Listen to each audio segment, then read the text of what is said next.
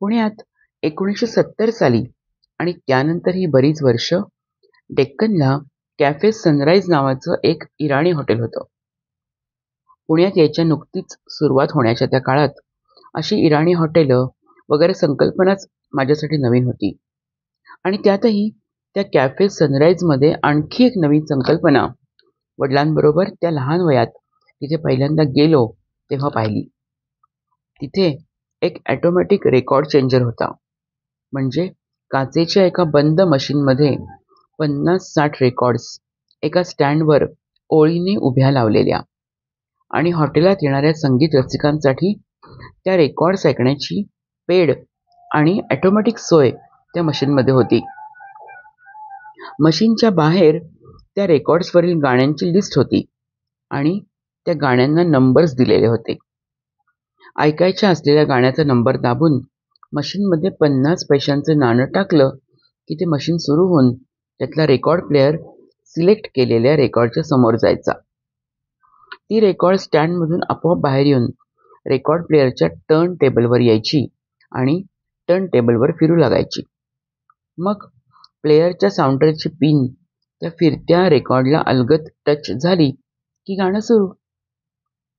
त्या मशीनमधल्याच मस्त पॉवरफुल स्पीकर्समधून ते गाणं हॉटेलात बसलेल्या तमाम लोकांना ऐकू यायचं आणि त्यातील बहुतेक लोक मोफत मिळालेल्या त्या श्रवण सुखाचा दुवा 50 पैसे खर्च केलेल्या त्या रसिकाला मनोमन द्यायचे.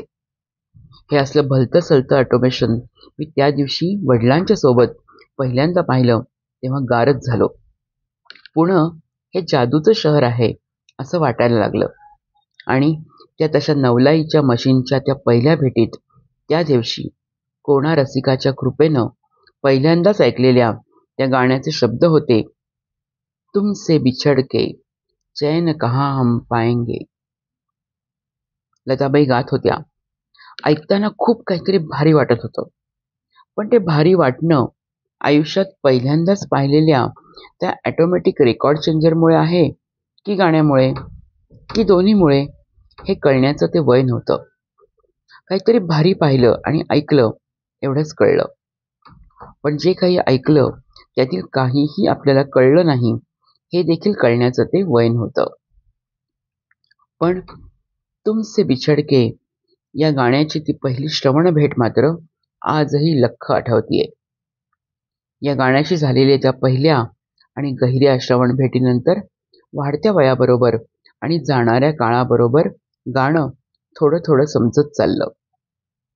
त्या गाण्याचे गीतकार कैफी आझमींच्या शब्दांमधला आणि शब्दातून मदनजींच्या चालीत उतरलेला दर्द लक्षात यायला लागला.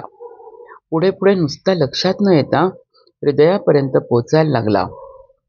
गाण्यांची अरेंजमेंट भारावूनच टाकणारी लताबाईंचा ऐन उमेदीतला सर्वव्यापी स्वर गाण्याला 4 चान लावत होता. गाण्याची सिच्युएशन रुटीन आहे. अगदी फिल्मी पद्धतीनं तो रुसलाय आणि ती मनवतीये. पण अशा अगदी नेहमीच्या सिच्युएशनने सुद्धा ट्रिगर झालेले त्यावेळेचे संगीतकार, गीतकार, अरेंजर, गायक ही सर्व मंडळी एकत्र येऊन त्या गाण्याला कुठल्या कुठे नेऊन ठेवत. त्याला खूप वेळा लार्जर दॅन लाईफ स्वरूप देत. मनवण्याचाच प्रसंग आहे म्हटल्यावर या गाण्यासाठी एखाद्या संगीतकाराने अगदी लाईट हार्टेड ट्यून बनवली असती. पण मदनजी नो. गाण्याच्या ॲडलिबमध्येच ते गाण्याच्या स्केल बदलाचा आभास निर्माण करण्यात म्हणजे क्रोमॅटिक स्केल करण्यात गुंतले. पूछो क्यों, हाँ हाँ, हाँ हाँ, पूछो क्यों हे शब्द लताबाई म्हणताना हा स्केल बदलाचा आभास निर्माण होऊन गाणं क्रोमॅटिक स्केलमध्ये जातं. म्हणजेच गाण्याचा साच बदलतो. म्हणजेच पट्टी बदलते. पण लगेच पुढच्या हम ये कहेंगे कि तुम हो हमारी मंजिल या ओळीवरच्या स्वरांनी गाणं पुन्हा मूळ स्केलला येतं आणि ऐकणाऱ्याला हुश्य होतं. पण स्केल बदलण्याच्या आभासाचा जो एक मोठा झोल किंवा हेलकावा त्याला बसतो तो मानला तर सुखद नाहीतर उग्र सुखद ठरण्याचीच शक्यता जास्त. एखाद्याला वाटेल यात कुठे राहिला तो मनवण्यातला रोमॅन्टिकपणा, पण तरीही तो रोमॅन्टिकपणा टिकलेला असतो आणि नीट पाहणाऱ्याला दिसतोही.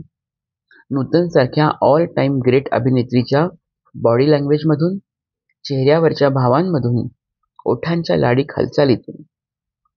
असे होते मदनजी.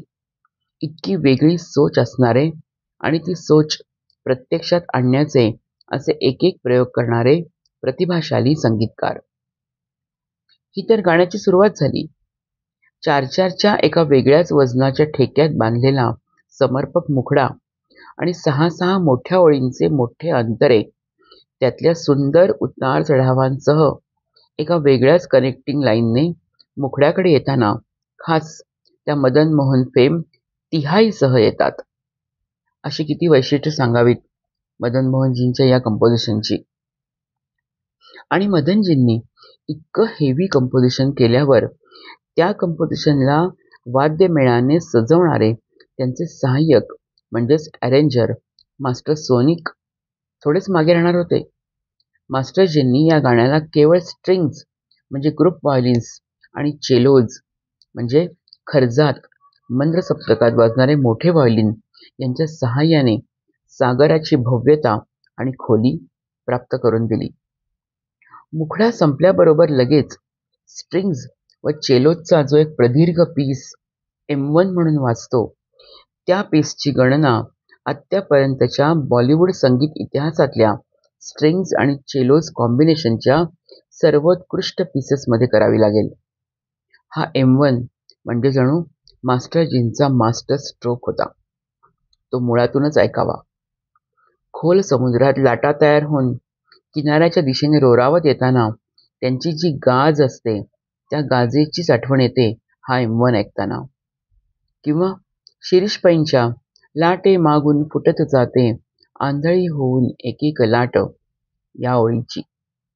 अशा या ग्रेट M1चा शेवटही पुन्हा एकदा खास मदन मोहन स्टाईलच्या तिहाईने होतो, हे त्याचे आणखी एक वैशिष्ट्य. गोल्डन एरातलं संगीतकार आणि अरेंजर यांच्यातील असं सायुज्य खरोखर किती स्तिमित करणारं होतं याचं आणखी एक हे उदाहरण.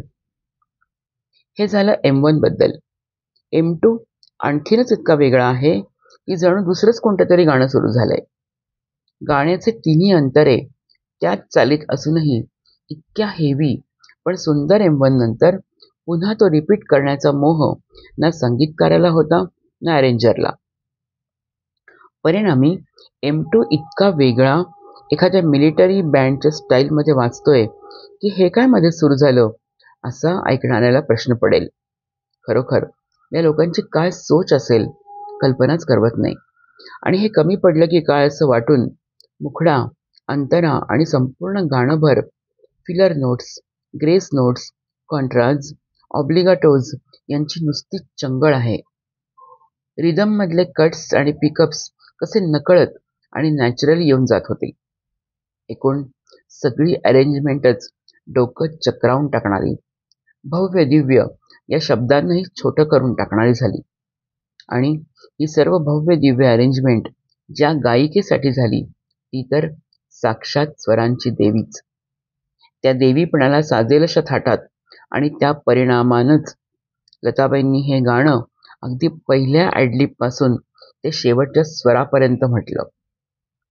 त्यावेळच्या ऐन बहरातल्या आवाजाचं संपूर्ण अधिराज्य आणि स्वरलयीवरची अफाट हुकूमत प्रत्येक शब्दातल्या प्रत्येक भावछटेसह संपूर्ण गाणंभर ऐकू येतच राहते. पण दैवदुर्विलास म्हणजे इतक्या महान कलाकारांनी आपापल्या प्रतिभेचं इतकं योगदान देऊन आणि प्रचंड परिश्रम करून केलेली या गाण्याची आणि अशा शेकडो महान गाण्यांची निर्मिती अखेर विस्मृतीच्या घनदमात लुप्त झाली. का झाली असेल? काय कमी पडलं असेल? पण एक नक्की होतं की कलेच्या किंवा कलादर्जाच्या किंवा प्रयत्नांच्या दृष्टीनं त्यात काहीच कमी नव्हतं. तरीही असं घडण्यामागची अनेक कारणं आता शोधली जाऊ शकतात आणि त्यातली मुख्य कारणं असतात ज्या चित्रपटांसाठी अशा गाण्यांची निर्मिती झाली ते चित्रपट फारसे किंवा बिलकुल न चालणं किंवा डब्यातूनच बाहेर न येणं आणि दुसरं म्हणजे त्या चित्रपटांचा दर्जा. तो चित्रपटच बी किंवा सी ग्रेडचा असल्यास त्याची स्टारकास्ट म्हणजेच अभिनय दर्जा, निर्मिती दर्जा, गाण्यांचं चित्रीकरण हे योग्य प्रकारचं नसायचं. चित्रपटाचं मार्केटिंग कमी पडणं, एखाद्या मोठ्या बॅनरच्या चित्रपटामुळे चित्रपट झाकोळला जाणं ही पण कारणं असायची. आणि सर्वात प्रथम किंवा शेवटी लक फॅक्टर नावाचा एक सर्वात मोठा फॅक्टरही होताच. मदनजी, मास्टरजी यांची फिल्मी करिअर पाहिल्यास वरील सर्व घटक बहुतेक वेळा त्यांच्या विरुद्धच गेल्याचे दिसतात. त्यामुळे चांगलं काम करूनही बऱ्याचदा गाणी अपयशी ठरणं, त्यातून निराशा, त्यातून व्यसनाधीनता, त्यातून प्रकृतीवर परिणाम आणि शेवटी त्यातून अकाली मृत्यू अशा दुष्टचक्रामध्ये मदनजी अडकत गेले. पण त्यांनी करून ठेवलेल्या कामाचा दर्जाच इतका उच्च होता की आज ते गेल्यानंतर जवळजवळ 50 वर्षांनी देखील जाणकार संगीत रसिक व कलाकार मुद्दाम शोधून शोधून त्यांची चांगली गाणी बसवतात, ती सादर करतात, त्यावर चर्चा होतात, असे लेख लिहिले वाचले जातात आणि मुख्य म्हणजे मदनजींसारख्या कलाकाराच्या दुर्दैवी शेवटाबद्दल लोक आजही हळहळतात, 2 अश्रू ढाळतात. हे पाहिल्यावर असं वाटतं की ज्या कठोर नियतीनं मदनजींसारख्या मनस्वी कलाकाराचा अंत पाहिला, तीच नियती त्याची थोडीशी का असेना पण भरपाई म्हणून हे सर्व कार्यक्रम, चर्चा, लेख या गोष्टी घडवून आणत आहे. फक्त किंचितशी भरपाई. अशा महान गाण्यांच्या निर्मितीमध्ये त्यांनी दिलेल्या प्रतिभाशाली योगदानाची, त्या निर्मितीसाठी घेतलेल्या परिश्रमांची आणि स्वतः मदनजींच्या या दुनियेला अकाली अलविदा करण्याची, तरीही ती भरपाई आता होणे नाही.